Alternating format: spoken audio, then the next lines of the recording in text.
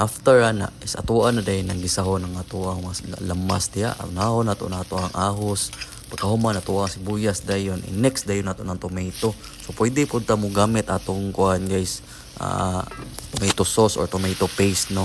Then after ana ato rin nang isugol ang ato ang pork ribs. 1 kilo ni atong pork ribs guys no.